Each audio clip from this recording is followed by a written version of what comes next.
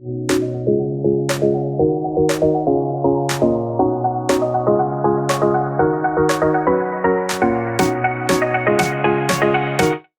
YouTube. So today in this video we're going to just add the ISP router, okay, attached to router 6 into our network. And also you can see here I have internet exit point, okay, with internet servers 8.8.4.4 and 4.2.2.2, okay. That's on this exit point on through router 8. We also have an internet exit point on router 1 that I introduced later on with the internet servers reachable 8.8.4.4 and to 4.2.2.2, which are actually the same. Okay, it's the same internet servers. So what we're going to do right now, we're just going to add this this ISP router on we're going to do this BGP peering between eBGP peering between this router ISP router and router 8. Okay, so at the moment this ISP router is not configured. Okay, as usual, it's not configured, and even this interface I think is not configured. The interface on the linking R8 to ISP router is not configured. Let's double check that. If I go to R8, if I do show run interface serial 1/0, okay, that interface is not configured. Let's configure it right now. Video terminal interface serial 1/0. No short. IP address is going to be 192.168.255.255.255.0. Okay, and then we save that. Go to the ISP router, which is, I think it's not configured. We're going to check that right now.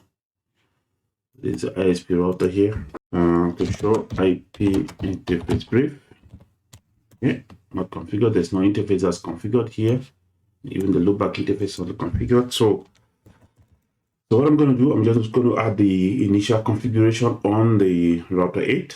Okay, and we'll be back, which means I'm going to add this interface. I'm going to make sure I add interface here, which is okay. I'm going to add this interface. I'm going to check it, make sure that there's connectivity between whatever is here. Okay, the configuration here is just going to be able to ping 8.4.4.4 and 4.2.2.2 from here. Okay, we're not going to show the configuration here. We just assume it's just internal router there. All right, so I'm going to configure the initial config on ISP router, ping those interfaces, then I'll be back. So if you can see, I made some adjustments here. Actually, I'm making adjustment along the way. What happened is that I forgot to add the loopback interface that we actually originally for ISP, and also the interface configuration linking ISP. It's internet here. I needed to update that because that was also wrong. So at this moment, we have connectivity between ISP and router 8. Okay, we also have connectivity between R1 and its internet. So we can check it. We can go to R1. We have connectivity, but we don't have a BGP okay, enabled. So we can go, if we go to our to ISP, okay, go to ISP here. So this is the interface linking. This is interface link that links to his internet for ISP. So if I do ping 2.1, which is the ISP, okay, that ping is working, and I can actually ping the servers on the internet. Okay, ping 8.8.4.4. Okay, that's working as well. And ping 4.2.2.2. That's working. And I can also ping this other interface link into R8, which is 192.168.99.8. Okay, on the other side I configure .8. Okay, that one's working. But now we don't have BGP. If I do show IP, okay, there's no BGP configured on this ISP router, this right here. So I'm going to configure eBGP right now on it. So it's going to be configured terminal, and I'm going to put the network, its network into the configuration. This network is 99.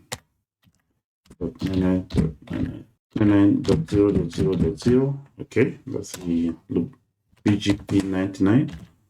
Okay, and I say network 99.0.0.0. Okay, just the same way we configure the router IDs for the other BGP routers. Okay, that's how we configure it.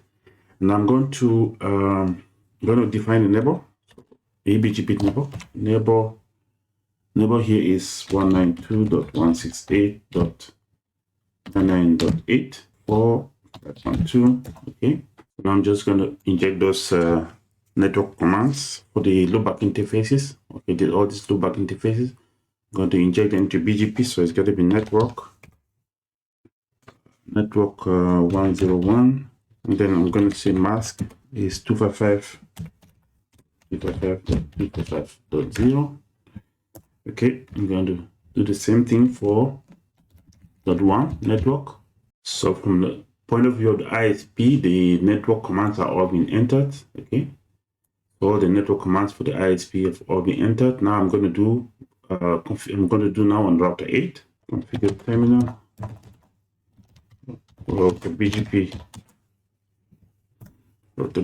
64512, and it's going to be just one network statement. Neighbor this time it's 192.168.99.1. okay, mod AS. And now let's see the BGP, if we have BGP routes coming in from route on the ISP end. Okay, we see this adjacency established. So now that we have adjacency, let's see what routes we're receiving from what route we're learning on router 8 from ISP. Okay, so again, we're going to use this command show BGP IP v4. Level is 192.168.99.1. okay, routes.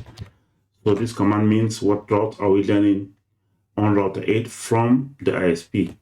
Okay, so we can see we're learning this route. Okay, we're learning these 5 prefixes. Okay, these are the prefixes we are learning right now, and of course we have BGP enabled relationship was up already. We can show IP BGP summary.